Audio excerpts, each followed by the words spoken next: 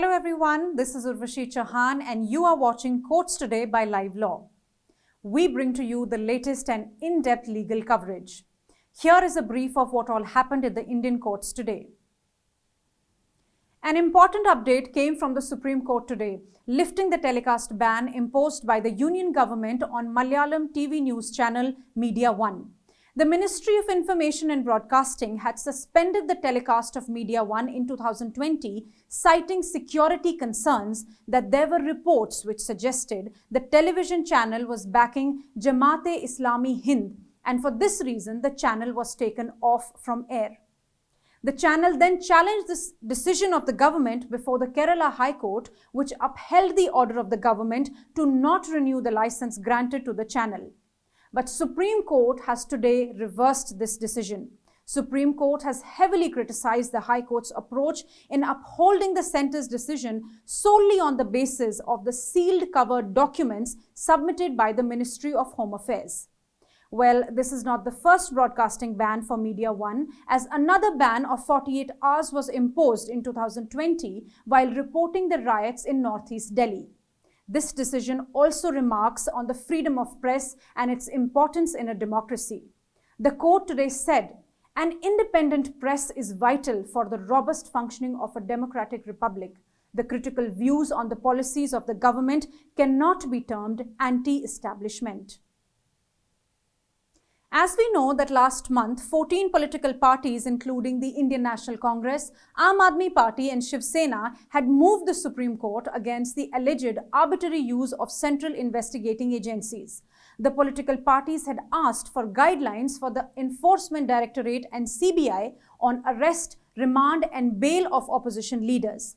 According to these political parties, investigating agencies were deployed in such a manner that was selective and targeted so as to completely crush the political dissent.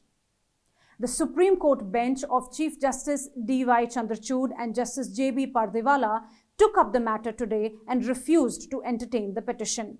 The court said that it could not issue general directions without a factual context. It could intervene only in an individual case. The bench further said that political leaders could not claim a higher immunity than ordinary citizens, and there could not be a different set of procedure for them.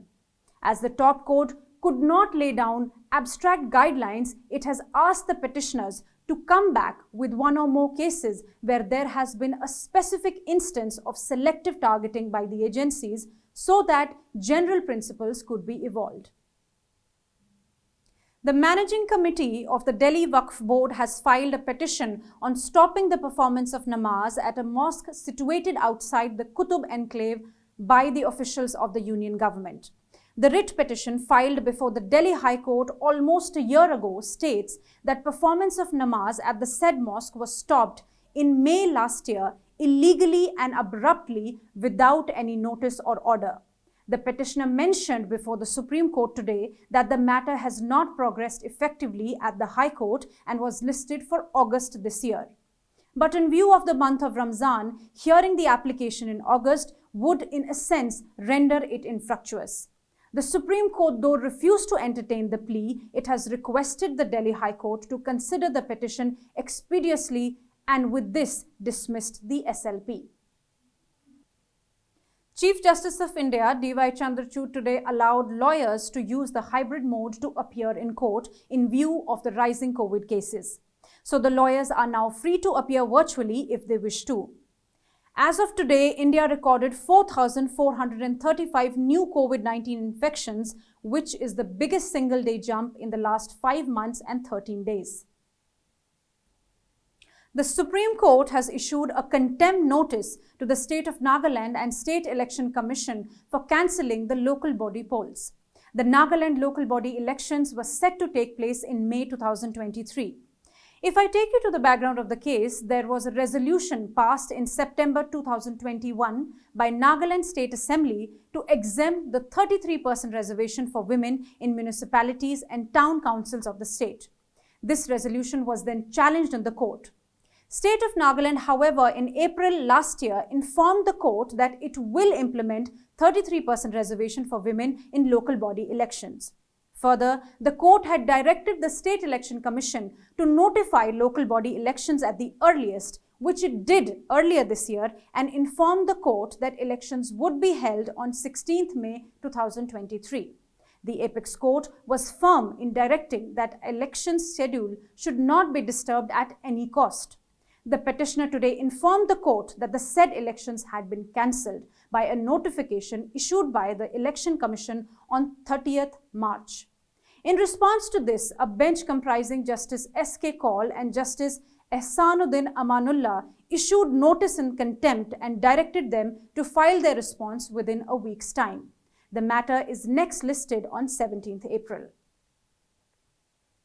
An important development coming from the J&K High Court on widows' right to family pension. The Jammu and Kashmir and Ladakh High Court has ruled that a widow will not be denied family pension after her husband's death because during his lifetime, divorce proceedings were going on between the couple. The observations were made by Justice Rahul Bharti while hearing a widow's plea for her deceased husband's pension. The husband served in the Border Security Force as a constable, and the widow was the sole legal heir as her husband's parents were no more and the couple did not have any children. The court has directed the respondents, that is Union of India, to sanction and grant family pension to her with all retrospective benefits and complete the process within a period of 3 months. The Madras High Court has directed the state of Tamil Nadu to form district medical boards in all districts under the provisions of the Surrogacy Act 2021.